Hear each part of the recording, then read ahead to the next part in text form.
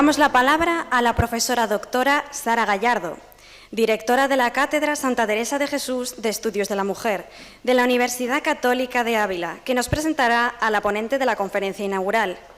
We now give the floor to Professor Dr. Sara Gallardo, Director of the Santa Teresa de Jesús Chair of Women's Studies at the Catholic University of Ávila, who will introduce the speaker for the inaugural conference.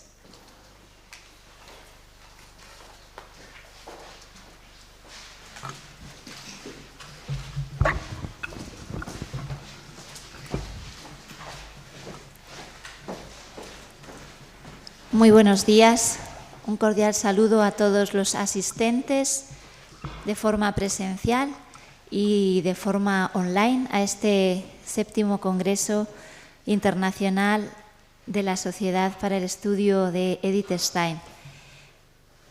Tengo el placer de presentar a nuestra primera ponente, a quien tengo el gusto de conocer desde hace muchos años, cuando yo era una joven estudiante de filosofía que estaba aprendiendo alemán en la bella ciudad de Colonia.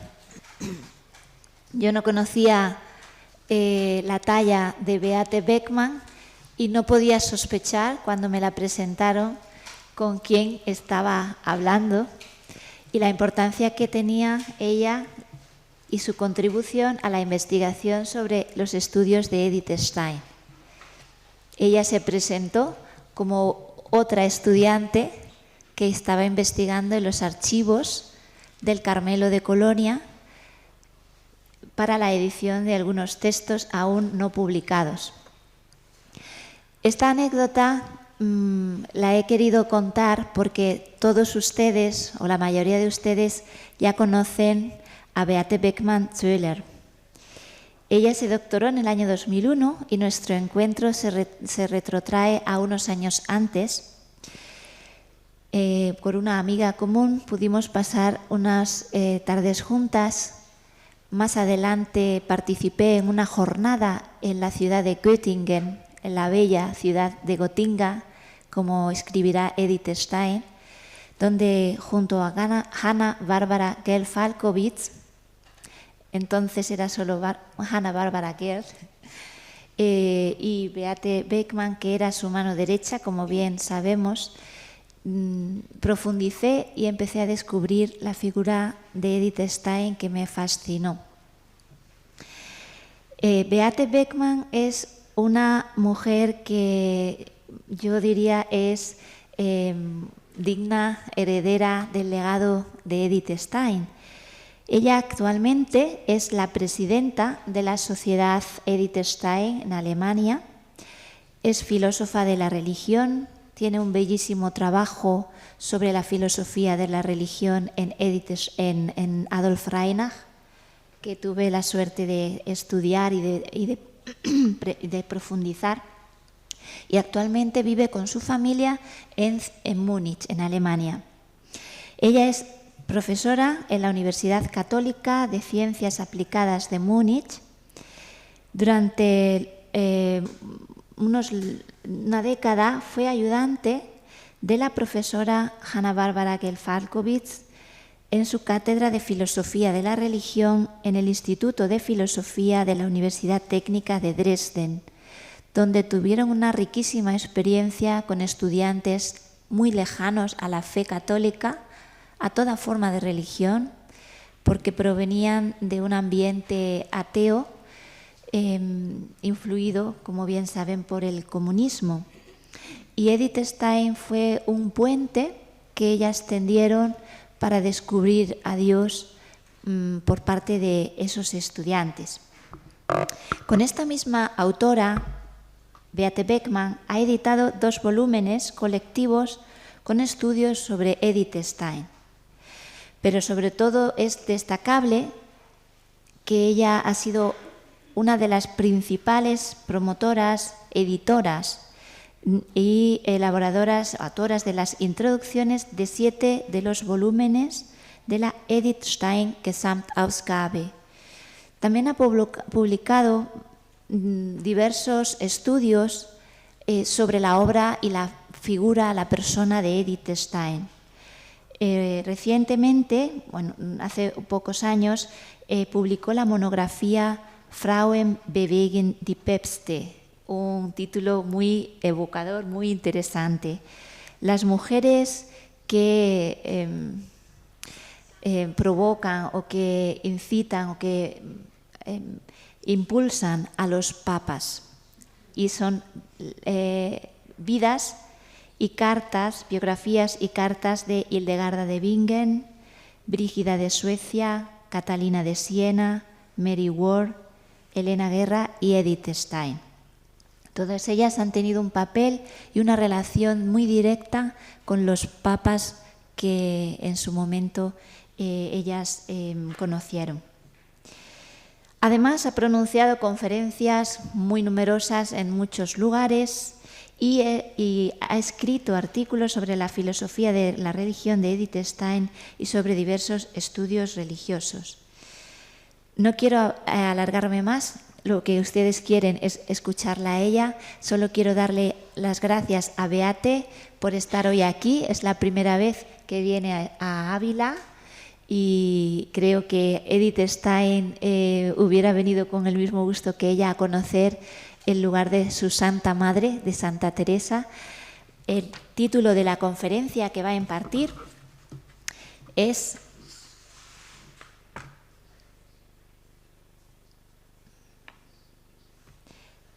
Perspectivas sobre la filosofía de la educación de Edith Stein.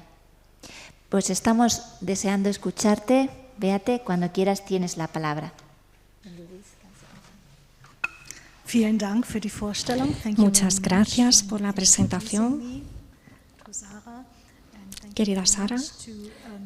Muchas gracias a Miriam Ramos por invitarme y por darme el desafío de venir aquí.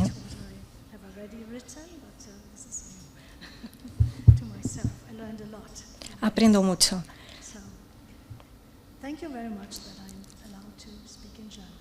A partir de ahora hablaré en alemán. Perspectivas sobre la filosofía de la educación de Edith Stein, influencias y originalidad. Empezaré con el primer punto, introducción.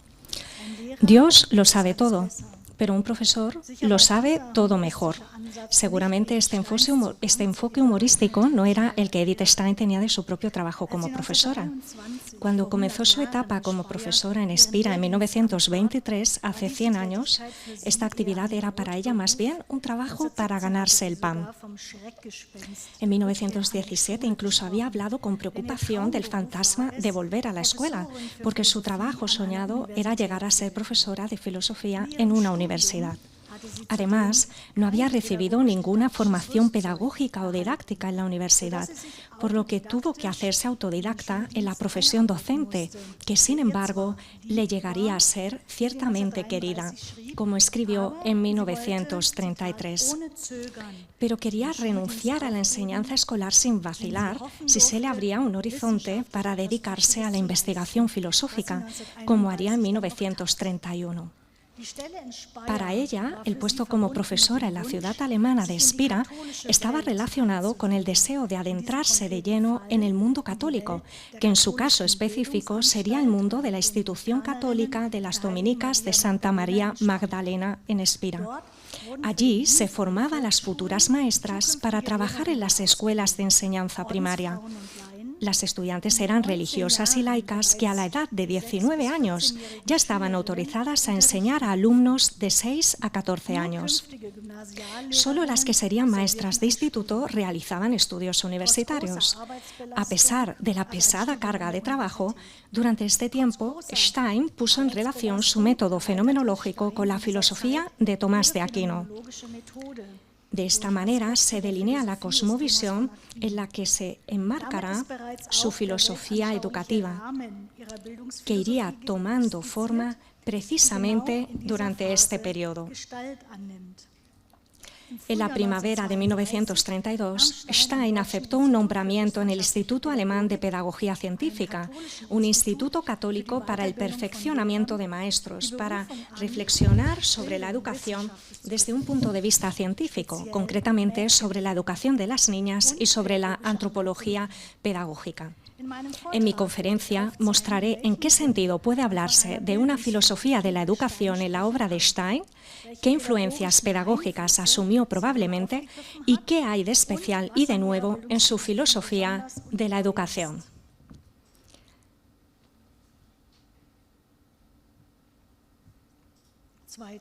Pasamos al segundo punto. ¿En qué sentido puede hablarse de la pedagogía de Edith Stein? Se puede hablar en general de una pedagogía de Edith Stein o de un enfoque propio dentro de las ciencias de la educación. Yo creo que sí. Ya en 1926, solo 3 años después de que comenzara su trabajo como profesora de instituto, fue invitada a impartir conferencias por asociaciones de profesores y académicos católicos. Así, su filosofía de la educación se desarrolló sobre la base de preguntas ocasionales al hilo de esas reflexiones engagées, es decir, de esa reflexión al hilo de las conferencias a las que era invitada a impartir. El hecho de que publicara sus conferencias y artículos sobre filosofía de la educación de forma dispersa en diversas revistas de 1926 a 1933 y que, por tanto, no presentara una monografía sistemática sobre pedagogía científica, y el hecho de que, como judía, solo pudiera aparecer en público durante unos pocos años, no impiden, sin embargo, que se pueda hablar de un enfoque propio de Edith Stein en la filosofía de la educación. Pues incluso pedagogos como Rousseau, Pestalozzi o Don Bosco no desarrollaron una pedagogía sistemática, sino implícita, a veces a partir de su práctica educativa. Quizá Stein hubiera podido escribir una obra sistemática en Münster. Precisamente en enero de 1933 escribió que ahora sabía a qué estaba llamada, a saber, a ofrecer desde la pedagogía resistencia intelectual a la ideología nacionalsocialista. El hecho de que Stein participase activamente en el desarrollo conjunto de los conceptos básicos para una filosofía católica de la educación en el Instituto de Münster es un signo evidente de que fue considerada en su tiempo como una intelectual a la que tomar en serio respecto a las cuestiones de educación. Hay quienes reprochan a Stein que sus reflexiones son demasiado triviales, que están sesgadas ideológicamente y que, por tanto, no se puede hablar de una pedagogía de Edith Stein. La respuesta a esta crítica es que Stein formuló su filosofía de la educación en conferencias, artículos y charlas, teniendo en cuenta al público que la escuchaba, a los destinatarios. Por lo tanto, el nivel académico de estos textos está, lógicamente, por debajo del nivel de su disertación o de su tesis de habilitación. Sin embargo, lo mismo puede decirse de los escritos pedagógicos de Immanuel Kant en comparación con sus 3 grandes obras filosóficas, las 3 críticas. Stein, sin embargo, siempre desarrolló sus conferencias basándose en sus conocimientos de los métodos fenomenológicos y escolástico. Bruno Reifenrath demostró ya en 1985, con su obra de referencia Erziehung im Lichte des Ewigen, die Pädagogik Edith Stein, que sus reflexiones sobre la filosofía de la educación pueden traducirse en un sistema pedagógico. Sin embargo, no pudo conocer todos los escritos de Stein sobre pedagogía, ya que no estuvieron disponibles hasta 2005 o, en algunos casos, hasta 2020. Afirma, incluso me atrevo a decir, que en algunos aspectos Edith Stein ha demostrado más pericia analítica y conciencia de los problemas que muchos pedagogos modernos. Fin de la cita. La acusación de dogmatismo que se dirige a Edith Stein se refiere al hecho de que basa su filosofía educativa en una visión metafísica integral del ser humano. Sin embargo, solo se la podría acusar de dogmatismo si no hubiera expuesto explícitamente su visión del mundo. Stein formuló sus tesis sobre la filosofía de la educación en un marco cristiano católico para un público católico. Sin implicaciones cristianas, de hecho, ella no hubiera aceptado impartir una conferencia bajo ningún concepto, pero las formuló de tal manera que pudieran ser comprendidas por personas que no compartieran la fe. Al mismo tiempo, tiene una justificación bien pensada de la unidad de la relación entre Dios, el hombre y el mundo, que presupone para una educación integral. Sobre todo, la cuestión de la teleología, es decir, el fin al que ha de tender la educación de una persona, tiene implicaciones metafísicas. No puede no ser respondida. Si se ignora esta cuestión, como hacen muchos pedagogos de nuestro tiempo, se opta inconscientemente por los valores penúltimos como meta, con lo que se malinterpreta al ser humano y se limita su sentido de la vida a sus funciones, por ejemplo, como ciudadano, como miembro de la economía, como consumidor, etc.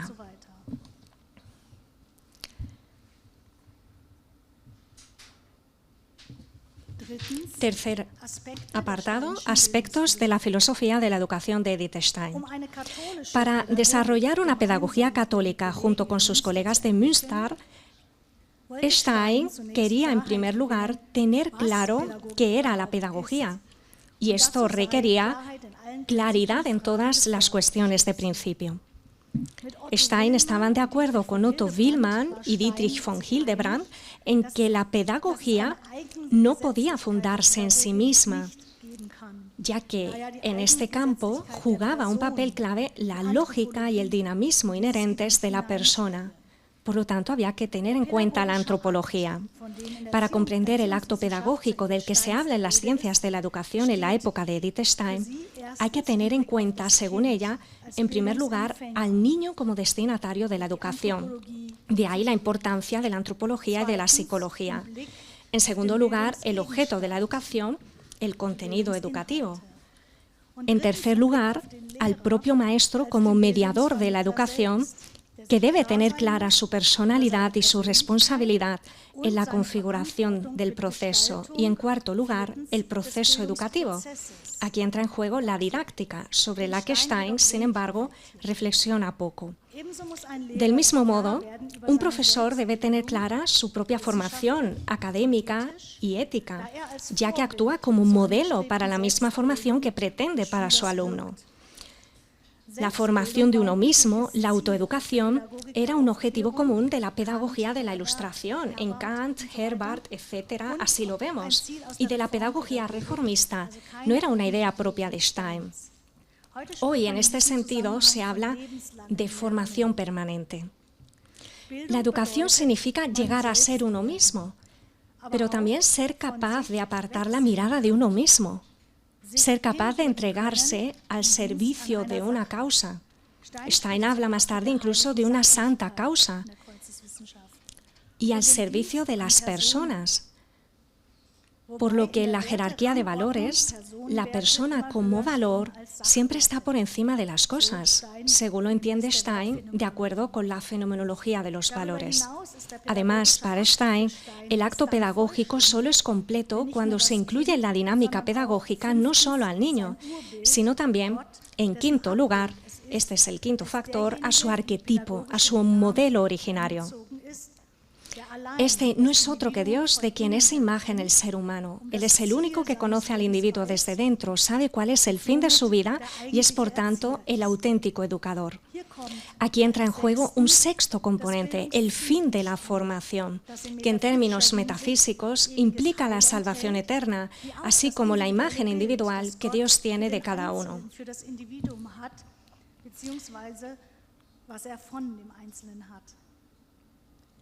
Según Dietrich von Hildebrand, el desarrollo de la verdadera individual solo funciona si no se aborda directamente. La santidad como fin solo puede ser el marco, no el tema principal. De lo contrario, en lugar de personas auténticas, se forman excéntricos. Para el educador católico, Esto se traduce en una profunda reverencia.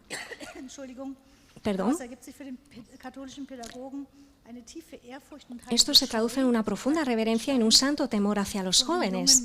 Ellos llevan en sí un destino divino.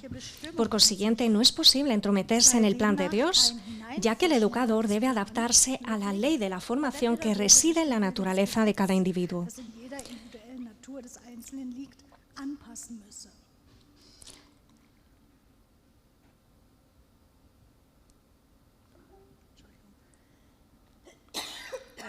Perdón.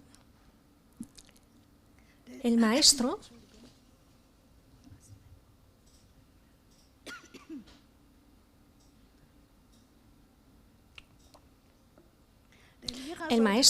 debe poner al niño en la presencia viva de Dios, tal como se realiza en la vida católica. Santa Misa, adoración eucarística, lectura de la Biblia, catequesis, etc. Para Stein, la educación solo es completa cuando el fin supremo de la vida se aborda.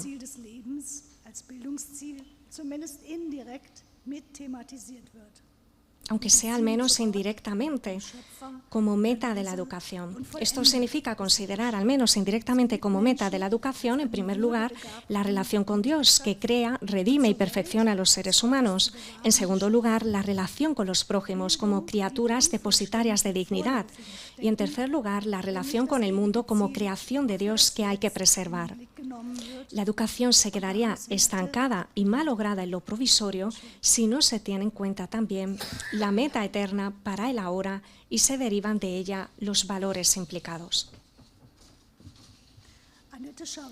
Annette Chavan ve aquí una correspondencia con el profundo anhelo de claridad de todo ser humano, que no está abandonado a sus oscuridades. Para ello, el ser humano debe ser educado en el uso sensato de su libertad. La libertad exige decisiones, decía Chavan.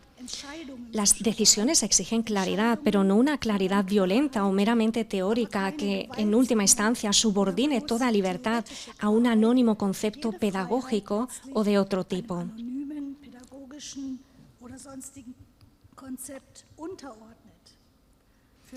Para Stein, las decisiones eran cumbres en la vida de la persona. La educación en valores deben preparar a las personas para estas cumbres. Conciernen a su elección de la carrera, a su elección de pareja, pero también a su relación con Dios. Quien entrega su vida en manos de Dios puede estar seguro, y solo él puede estar seguro, de que llegará a ser completamente él mismo, es decir, de que llegará a ser lo que Dios ha pensado para él de un modo enteramente personal. Fin de cita. Tras la Segunda Guerra Mundial, los educadores católicos alemanes consiguieron anclar el saber de la fe como fin de la educación en el canon de las escuelas de educación general.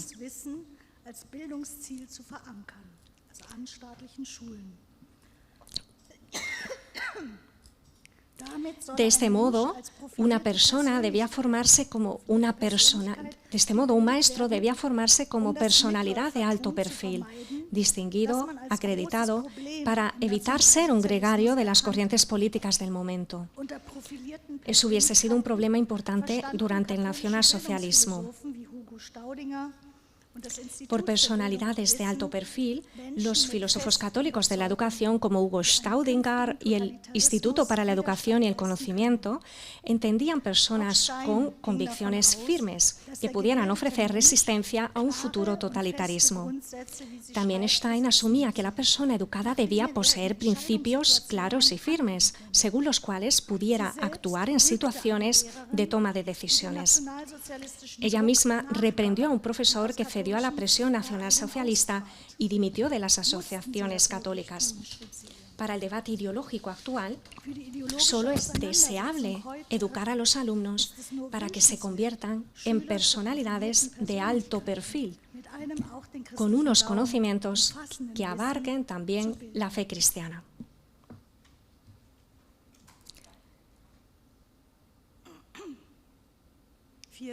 Cuarto punto, filosofía natural y sobrenatural de la educación. Para Edith Stein, si el hombre experimenta una certeza absoluta en la fe cristiana, de ahí se sigue necesariamente, como consecuencia teórica, la construcción de una filosofía a partir de la fe. Y podemos añadir la construcción de una filosofía de la educación a partir de la fe. A través del renacer del Espíritu Santo que experimentó Stein con su conversión, ella pudo tener esta certeza existencial sobre el significado y la bendición que supone una cosmovisión integral como la cristiana, de la relación entre Dios, hombre, mundo, tanto para el bien del individuo como para el de una sociedad. En este punto, el filósofo de la religión de Friburgo, Marcus Enders, entre otros, reprocha a Edith Stein que abandone el discurso ideológicamente neutro, sin presupuestos, puramente racional. Sin embargo, esta manera de hablar es un artificio. Tiene tan poco fundamento como una filosofía de la educación sin presupuestos. Pues para llegar a una exclusión fundamental de la idea de Dios, a una convicción como la del físico y premio Nobel Dirac, Dios no existe y Dirac es su profeta, siempre se ha presupuesto un desarrollo intelectual histórico en el que ya se ha pasado por la historia de la religión y la historia cristiana del pensamiento de una persona de la cultura occidental. Así, primero se llegó a una imagen de Dios libre del miedo y de la magia, y a partir de ahí solo se hizo concebible y experimentable existencialmente el abandono completo de cualquier idea de Dios.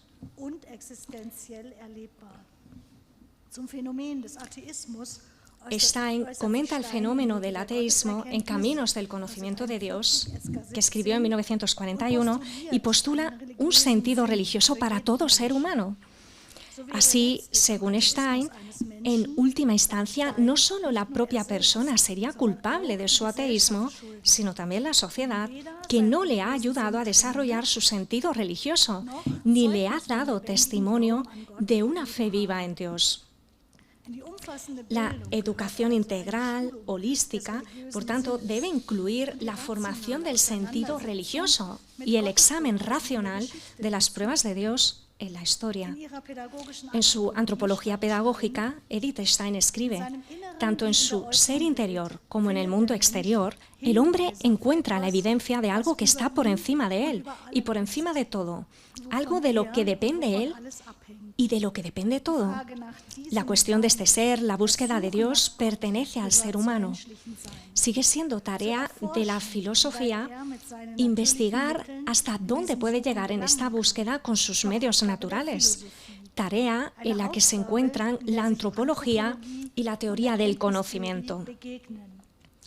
Su solución debe llevar a delinear los límites del conocimiento natural. Todo ser humano, como dice Edith Stein, citamos, todo ser humano es un buscador de Dios, y en esto está más estrechamente conectado con lo eterno. Si la vida humana y comunitaria fuera una vida llena de valores, entonces tendría sentido, estaría plena de sentido.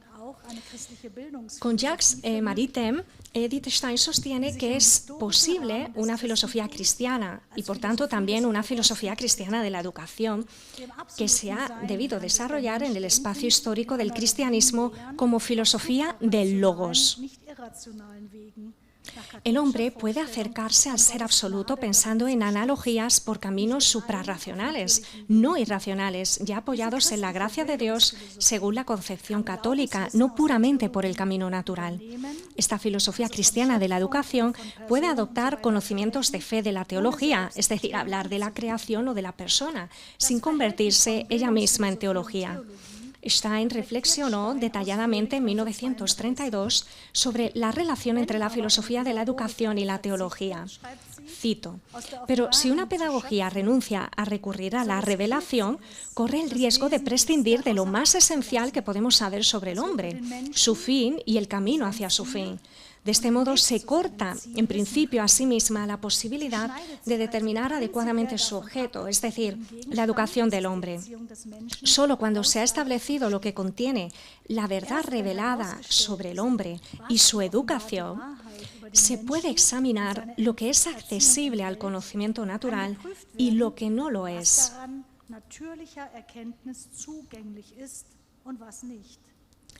Para lo que se puede conocer de forma natural, se puede buscar el razonamiento natural. Y cuando se ha encontrado, el razonamiento sobrenatural es prescindible dentro de la pedagogía. Lo que excluye la justificación natural debe entonces incorporarse en su lugar en el conjunto de la pedagogía. La pedagogía no se convierte así en teología, pero entra en una relación esencial e irrevocable con la teología. Fin de la cita de Edith Stein. El filósofo de la educación debe, por tanto, examinar qué puede traducirse de la antropología cristiana al contenido cognitivo de la filosofía natural, expresarlo en términos que también puedan entenderse sin una decisión de fe cristiana. Y con esto estaría por concluida aparentemente su tarea. Sin embargo, debe añadirse lo que solo es accesible a un cristiano creyente.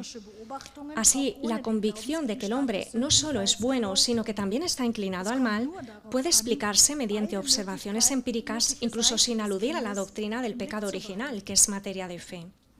Solo es cuestión de tener a la vista las dos posibles caras de la criatura.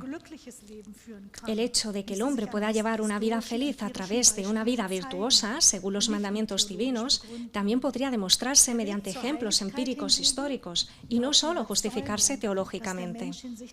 El camino hacia la santidad, en cambio, así como la convicción de que el hombre necesita redención y es capaz de redimirse en lo que respecta a su condición de caído y herido, seguían siendo objetivos que debían formularse específicamente desde el punto de vista teológico. Lo decisivo para una filosofía cristiana de la educación, sin embargo, es que el hombre tiene un anhelo inherente de Dios y, a pesar de la caída del pecado original, tiene la posibilidad de reconocer la existencia de Dios como poder superior trascendente y debería al menos poder incluirlo en su educación como contenido de conocimiento, aunque no sea a través de una decisión de fe en términos prácticos de vida.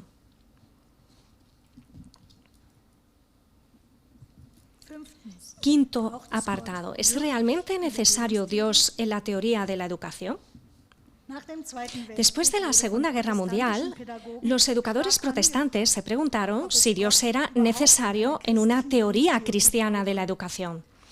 ¿No bastaba con que el maestro extrajera de la fe religiosa la motivación para educar?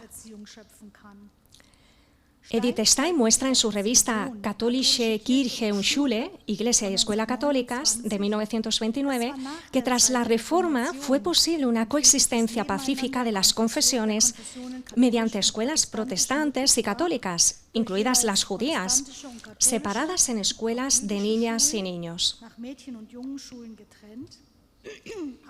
Sin embargo, desde el llamado gobierno absolutista, los políticos protestantes de la Kulturkampf se esforzaban ahora por conseguir la escuela de la comunidad o escuela de la unidad, es decir, una escuela en la que todos los niños católicos, protestantes y judíos recibirían enseñanza juntos, pero todavía separados por sexos. Solo en la enseñanza religiosa estarían separados por confesiones. Stein criticó estos planes porque ocultaban el contenido específicamente cristiano católico. Al principio, después de la Segunda Guerra Mundial, los cristianos protestantes y católicos de Alemania se habían unido en una línea común de política educativa. Pero cada vez más, los cristianos protestantes, por ejemplo, el influyente pedagogo Karl Ernst Nipkow, asumieron una decisión previa diferente de consecuencias filosóficas. Los teólogos protestantes parten de la base de que la razón humana está tan corrompida por la caída del pecado original que ella no puede reconocer a Dios. Por tanto, Dios no puede ser tema de toda educación. El hombre solo puede tomar conciencia de Dios por sí mismo a través de la Iglesia y la Biblia, solo por la gracia, la Iglesia entendida en sentido protestante. No podría aprender principios para conocer a Dios con la ayuda de la razón, dada su visión protestante. Por lo tanto, Dios no tendría sentido como fundamento de la filosofía educativa y como objetivo de la educación, excepto en la educación religiosa, que en Alemania, para evitar el totalitarismo y la ideología, está establecida como una res mixta por el Estado junto con la Iglesia y la escuela, aunque las iglesias son responsables de los contenidos. Por un lado, en la interpretación protestante, la caída de la naturaleza humana se considera tan fuerte que impide en principio que la razón pueda operar con normalidad. Por otro lado, los filósofos culturales protestantes o humanistas de la educación ya ni siquiera suponen un ser humano caído. Se le considera simplemente bueno, solo que las condiciones sociales le hacen retroceder respecto a su bondad inherente. Según el punto de vista protestante, la educación debe orientarse, por tanto, hacia la vida sobrenatural sin meta alguna, de modo que en este caso no se deja lugar libre para una posible existencia de Dios en las asignaturas de ciencias naturales, evolución frente a teoría de la creación, historia, posibilidad de la providencia o intervención de Dios en la historia, encarnación, o alemán, antropología e interpretación de la literatura, como exigía Edith Stein. Sin Dios como valor supremo, otros objetivos se sitúan en consecuencia en el centro del currículo educativo.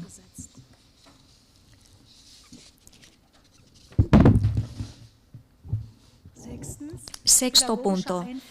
Influencias pedagógicas en la teoría de la educación de Edith Stein. Stein nombra a varios pedagogos y psicólogos que influyeron en su filosofía educativa y afirma en 1935 que aún son tareas pendientes del Instituto de Münster desarrollar una pedagogía católica y una psicología católica. Para ello, escogería material de la pedagogía de Otto Willmann, de la filosofía perennis, luego ideas pedagógicas reformadoras de Kirche Steiner y Montessori y los ensayos católicos neoescolásticos de sus colegas de Münster, Franz Xaver Eckersdorfer y Max Ettlinger. Además, están las reflexiones fenomenológicas a propósito de los valores de Siegfried Böhm, Dietrich von Hildebrand y Max Scheler, y los estudios psicológicos que Stein incorporó a la antropología educativa de Rudolf Allers, Rudolf Weil y Alois Fischer. Puede sorprender que Stein no solo estuviera influida por el De Magistro de Tomás de Aquino, esa cuestión del de veritatem que aborda el tema de la educación, los planteamientos pedagógicos neoescolásticos y los estudios de fenomenología de los valores, sino que también se inclinara por ideas pedagógicas de corte reformista, reformador. De la monografía de Adele Hermann sobre su época en Spira se obtiene una impresión más bien conservadora de ella como profesora. Sin embargo, es evidente que Edith Stein también se interesaba por los rebeldes de la pedagogía. Ya durante su época de estudiante en Breslau, de 1911 a 1913, Stein trabajó en un grupo pedagógico sobre obras de conocidos pedagogos reformistas de su época, de los que más tarde recibiría influencias para su filosofía de la educación. Así, el trabajo de Friedrich Wilhelm Förster en el ámbito de la tensión entre autoridad y libertad ya se hace eco de la pregunta teórica de Stein sobre qué es libertad y cómo se puede aprender y vivir la forma correcta de tratar la libertad frente a una autoridad, el maestro, la Iglesia, Dios.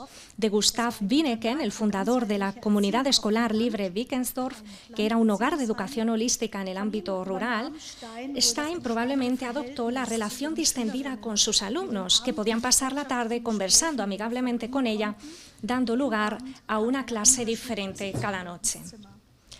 La pedagogía de Winneken iba dirigida contra la sumisión de los alumnos a los profesores, aboga por el compañerismo, la corresponsabilidad del alumno y el desarrollo de las facultades de autoaprendizaje. Además, Stein recomendó a Georg Kirchensteiner reformar las ideas pedagógicas de la escuela del trabajo, Arbeitsschule. Quería distanciarse de la escuela del libro y en mucho empollar, es decir, dejar de aprender de sus libros y de las lecciones magistrales del profesor de un modo que consistía sobre todo en aprender de memoria sin reflexionar de forma independiente sobre los contenidos. Efectivamente, Edith Stein coincidía con la pedagogía reformista en el hecho de que la educación no se produce únicamente a través de la instrucción, sino a través del trabajo de los alumnos con materiales dados o seleccionados por el profesorado o ellos mismos y la búsqueda independiente de resultados.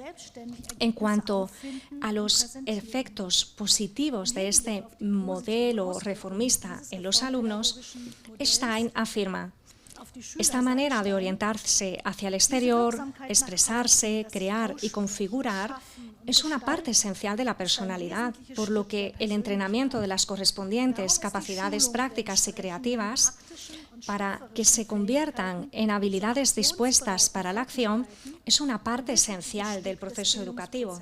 Este es probablemente el significado más profundo de la corriente que llamamos la escuela del trabajo. La asignatura de manualidades y los métodos de orientación a la acción o lecciones de actuación o de aprendizaje por descubrimiento se desarrollaron a partir de la idea de esta corriente llamada la escuela del trabajo. Además, Stein recomendaba la pedagogía de Hugo Gaudig, que abogaba por un trabajo escolar intelectual libre. Con ello se refería al libre diálogo en clase con alumnos seguros de sí mismos. Podemos suponer que Stein enseñaba con este método que combinaba discusión en clase y lección magistral por parte del profesor.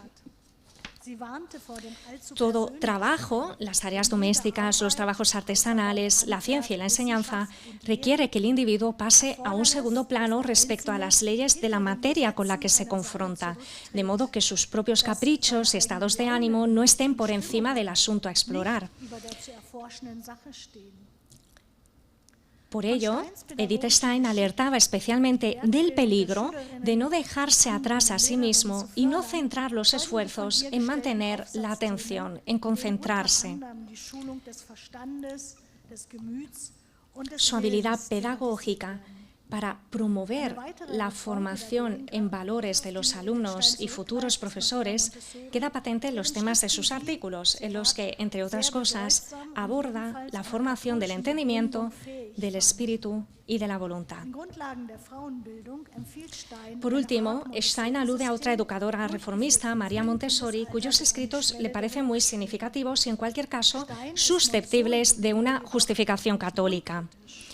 En su obra Fundamentos de la educación de la mujer, Edith Stein recomienda una especie de sistema Montessori llevado a cabo desde la primera infancia hasta el umbral de las escuelas profesionales. Sin embargo, Stein no deja de criticar que Montessori se centre en el niño sin tener en cuenta la familia y la interacción con los adultos, y critica una visión demasiado optimista del ser humano. Sin embargo, el concepto de entorno preparado de Montessori influyó, por ejemplo, en la concepción de la biblioteca escolar que tendrá Edith Stein. Séptimo punto, ¿qué hay de nuevo en la filosofía de la educación de Edith Stein? La forma en que Edith Stein, como mujer, como judía y católica, que ha vuelto a nacer a raíz de su conversión, lee la bibliografía científico-educativa de su época, difiere en tres aspectos de la manera en que la abordan los estudiosos de la pedagogía filosófica del valor o de la pedagogía perennis neoescolástica. Reifenrath la llama un espíritu original, ya que no se la podía escribir completamente ni a uno, ni a la pedagogía perennis, ni al otro bando, la pedagogía cultural y del valor, sino que elaboró una filosofía de la educación independiente. La educación de la niña y de la mujer aún no se había investigado sistemáticamente en la época de Edith Stein y, por tanto, constituye una novedad en la obra steiniana. En realidad, lo especial de la filosofía de la educación de Edith Stein, aparte de la idea metafísica general, lo encontramos en su antropología pedagógica diferenciada de los sexos. Lo novedoso de la obra de Stein en comparación con la antropología y la psicología pedagógicas contemporáneas es que diferencia las tipologías de cada sexo, que incluyen las características negativas, es decir, las distorsionadas a raíz del pecado original. Por ejemplo, la opresión tiránica de la mujer por parte del hombre, hoy se le llama masculinidad tóxica, y los modos intrigantes de la mujer contra el hombre, que hoy se le llama feminidad tóxica, de las disposiciones positivas de ser hombre y ser mujer. la capacidad de complementarse en su inclinación hacia las cosas, el hombre, y hacia las personas, ¿no? La mujer, en el caso de la mujer. Desde un punto de vista positivo, entiende aquellas cualidades orientadas por valores que, según el testimonio del Antiguo Testamento, pertenecen a la naturaleza propia del hombre según la creación y que, según la posibilidad, pueden ser recuperadas y vividas en el orden de la redención. Por ejemplo, el interés positivo frente a la curiosidad insana y negativa de quien se mete donde no le llaman. Quienes leen a Edith Stein solo superficialmente la acusan fácilmente, sin razón, de una antropología binaria, unilateral y esencialista. Sin embargo, la acusación no es correcta, puesto que Edith Stein es consciente del fenómeno de la intersexualidad, es decir, personas que a nivel biológico nacen con indeterminación sexual, y lo incluye en sus consideraciones antropológicas. Evidentemente, sin abandonar el horizonte de la dualidad de la persona humana, varón y mujer, en la que ve el sentido de la realización del amor fértil que tiene un valor eterno. Además, Edith Stein ya diferencia entre disposición natural biológica, el sexo, y la formación social o ambiental, que hoy suele llamarse género. Además, Stein no puede ser acusada de una posición naturalista en antropología, ya que no parte de un sistema de dos, sino de tres categorías en la concepción del ser humano. Primero, la humanidad común, lo que Edith Stein llama especie. Segundo, la diferenciación varón y mujer, especie masculina y femenina. Y tercero, la unicidad de cada ser humano, el individuo.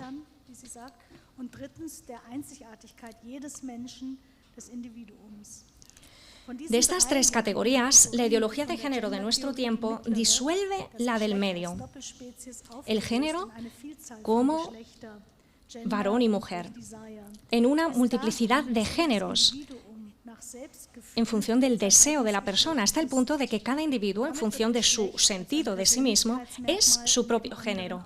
De este modo, el género lo entiende la ideología de género como un rasgo de la personalidad junto a otros, no constitutivo.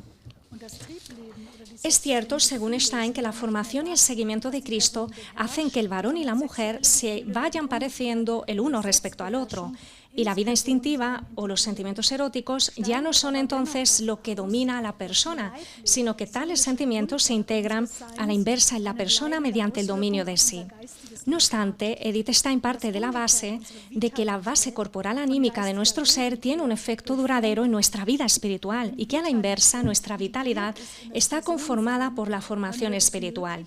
Cuando la vitalidad se integra en el ser humano, es posible, según Stein, transformar el eros en caritas.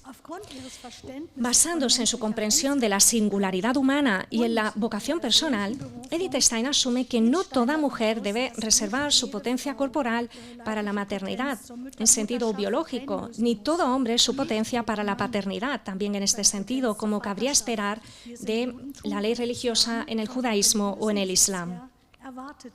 Como cristiana criada en el judaísmo, Stein ve aquí una importante diferencia antropológica que debe derivarse de la comprensión específicamente cristiana de la redención y de la libertad. El placer sexual es bello, pero ya no es la máxima realización del sentido de la vida humana. Este lugar lo ocupa ahora la alegría en Dios. Por tanto, es una alta tarea educativa enseñar también a los alumnos la alegría interior en la presencia de Cristo, en la adoración eucarística, así como el valor del autodominio dentro del catálogo de virtudes como requisito para poder entregarse al servicio de muchas personas en la vida consagrada. Aunque Stein abogaba por una educación específica y separada por sexos, se la malinterpreta si se piensa que partía de la base de un mundo cotidiano separado y mutuamente impenetrable para hombres y mujeres. No era su opinión que el hecho de ser mujer impidiera ejercer la política como la mujer como madre del pueblo o que la mujer no pudiese ser catedrática universitaria. Precisamente ella hizo campaña con éxito a favor de esto en el Ministerio de Cultura prusiano.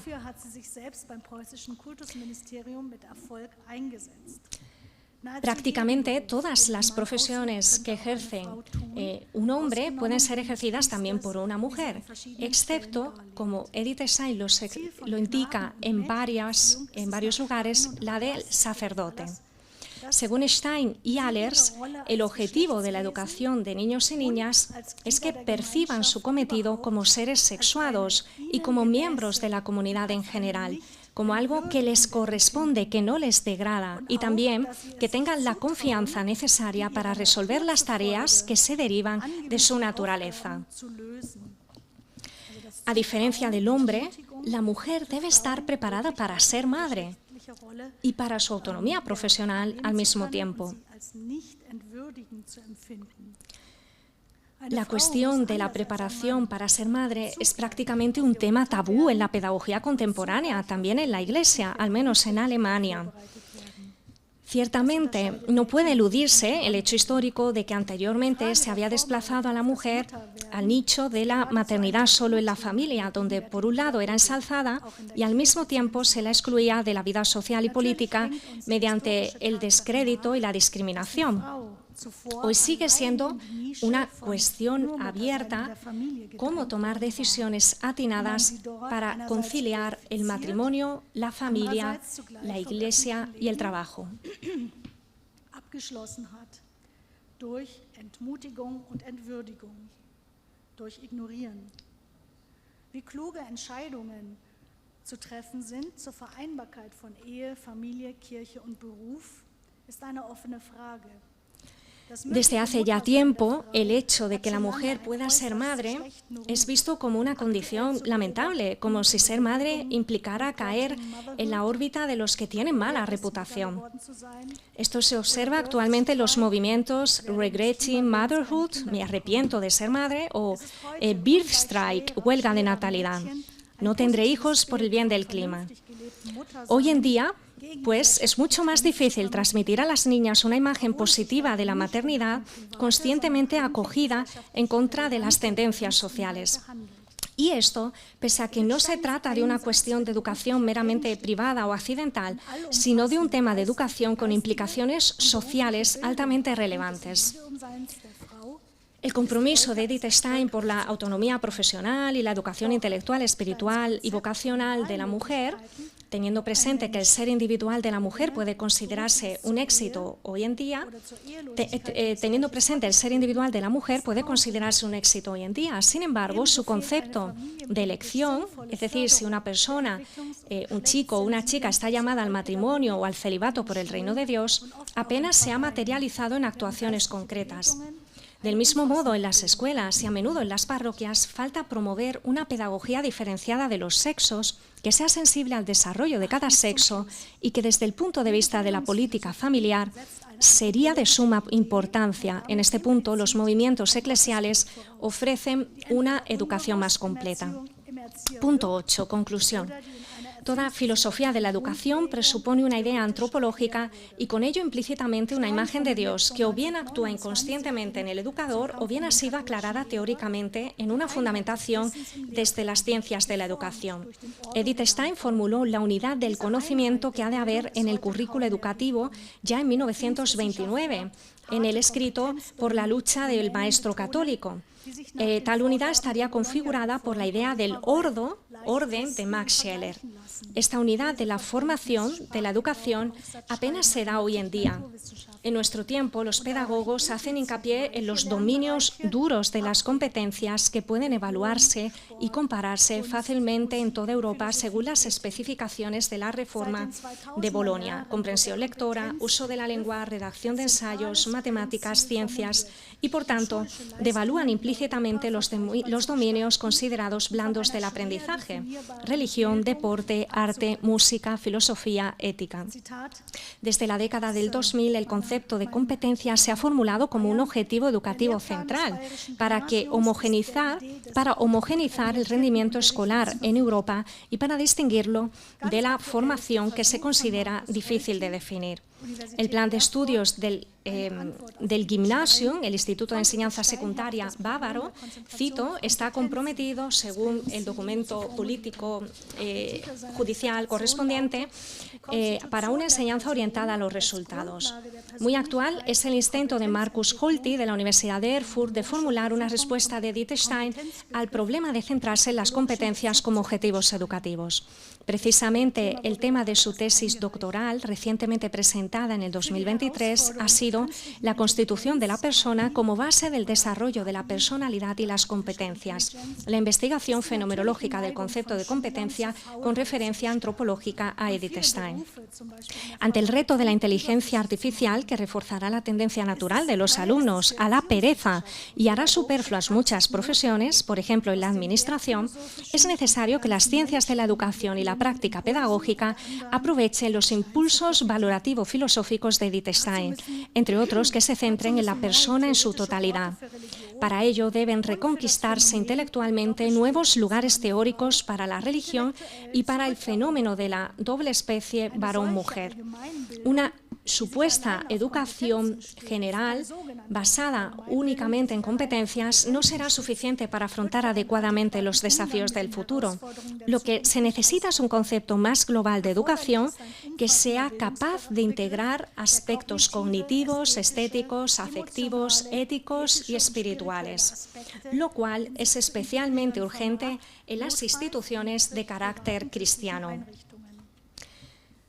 Para ustedes, como educadores, y finalizando ya sea en la escuela o en la universidad, me gustaría concluir con la siguiente afirmación de Edith Stein como objetivo alentador. Es una afirmación que hizo sobre un sacerdote. Cito, sabía guiar a las almas porque se basaba tanto en la ciencia atenta al detalle como en el amor paciente que sabe esperar el momento oportuno y que nunca pierde la esperanza. Muchas gracias por su atención.